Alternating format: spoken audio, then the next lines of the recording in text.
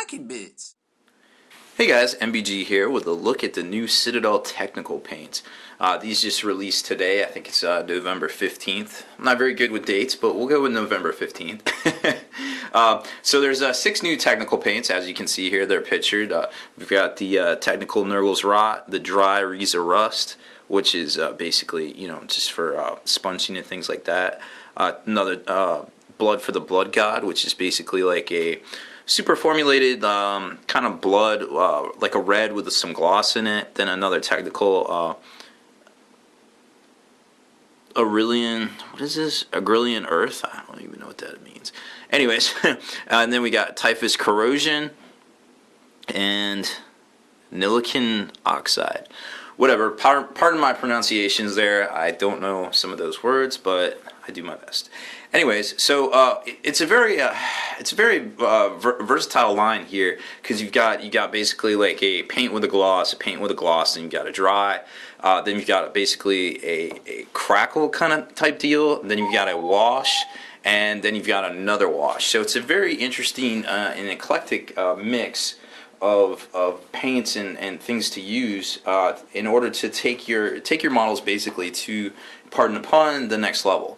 It's very cool stuff, and I've been tinkering around with it for about the last hour or so, and I left some stuff to dry, and I went and got some dinner. So let's kind of take a look at some of the things you can do with this. Now the rust and the Typhus Corrosion kind of work together. This is actually a wash, which when you put it on, I don't know if you can see here, when you put it on, kind of over here on the left, you'll notice that not only is it a wash, but it's actually got pigment and texture in there as well, which adds, it helps out when you use this this rust, this dry right here, because it basically gives it texture to adhere to. If you're sponging it or doing a very light dry brush, it's gonna pick up that texture and really work well.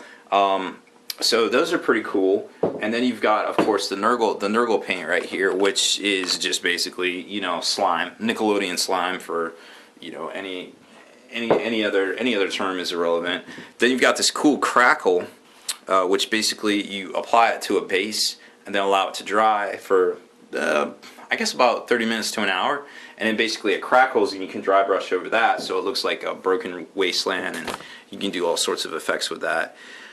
This wash here is pretty cool. It's like a Vendigris kind of type thing, and if you've ever seen old brass or old metals, after it weathers for so many years, it basically starts getting that blue, that kind of blue in the cracks and kind of thing, which is basically like an oxidization of the metal in certain areas. So this is actually really good to produce that as well, instead of watering down like a teal.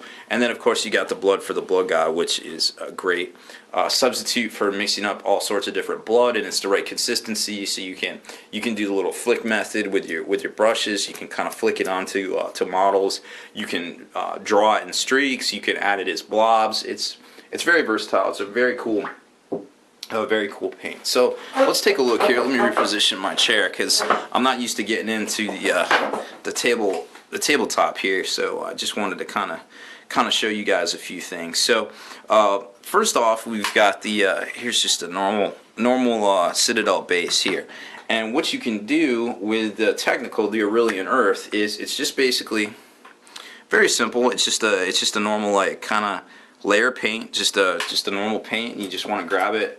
Of course, shake it up first, because you don't want you want to get a good mix there. So you just kind of want to apply it to your base, just like you're painting it, just like you're doing a base coat, and you just kind of blam, just get it on there, nice even coat. You don't want to leave any patch undone there. Now obviously I need to add more. If I wasn't gonna just kind of grab something that's already dry, I would add more there just to get a nice even coat. But I've already let some dry just to kind of show you what it would look like. I had this old demonette here, and if you take a good look, now this is over, of course this is over black, so it's going to be a little bit harder to see, and it's going to be a little bit darker, but you can kind of see there on that base, you know, it looks like a cracked wasteland. Now that was over some texture, so I'm sure, you know, the more you have underneath the actual paint, the easier it is for it to crack.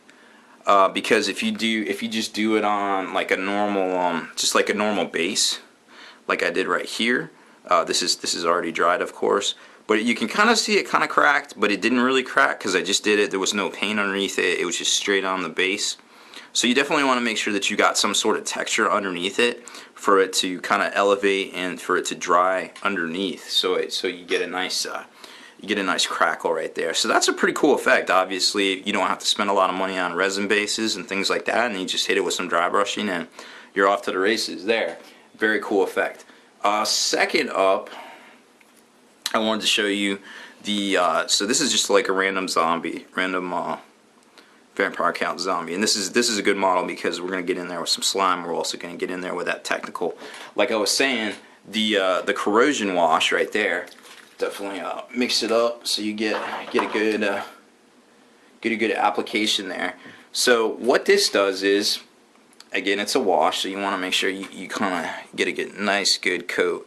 So I'm just going to kind of hit it all over this pickaxe, because this is going to be something, if you're a zombie, you're going to have a rusted out weapon. I'm sorry, it's just you've been carrying that along way too long and it's going to be rusted out. So there you can kind of see that it's definitely a wash, and it's definitely got some texture to it. So very interesting stuff there. Now when that dries, it's going to get very interesting, because you're going to see those pigments, and it's going to make it a lot easier to use the next step, which is the rise of rust, to basically make it look like it's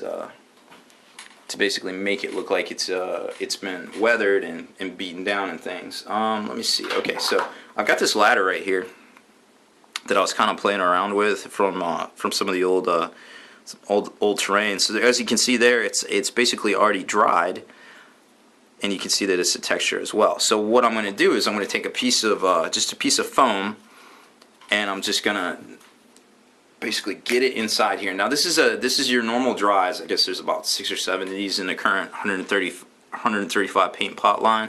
But I'm just going to basically just get in here with some of this, and it's almost like dry brushing. Like I just kind of dab it in there. You can kind of see that I've got a lot of paint on the actual sponge itself, which is fine, because let me close that up. Because what I'm going to do is I'm going to dab most of it off, and then hit it. Because again, this is like dry brushing. And dry brushing, you know, you're going to want to get most of the paint off either the brush, or obviously if you're doing this stipple method. I think there's actually a Stipple Brush from Games Workshop. You're going to want most of it off. So what I'm going to do here is just basically just kind of hit it. And you want to press down kind of far, because you want to get around those raised edges, as you can kind of see on those squares that I'm kind of getting all around it. Just kind of smashing it on there. Now obviously there's going to be bigger chunks where, you know, I didn't kind of get the paint off here quite as much, but there's also going to be spots where it looks great. And now what it seems like what Games Workshop's doing is they're kind of coming along and they're wanting a dry brush over this. That's why they're making it so bright. So you can kind of take your, you know, you want to go back maybe with some lead belcher or something and just kind of dry brush over it, just to get the final look to it, the kind of what they expect. Or you could just kind of you could just kind of leave it, and you know, whichever. Or now I've got this little, I got another zombie around here. Where is he? Okay, so I've got this zombie that I was practicing with, this little spear right here. Let's see if we can get it to focus. So there's a spear, and as you can kind of see, I went back and dry brushed some metal over it a little lightly. But if I didn't, this is kind of what you're looking at.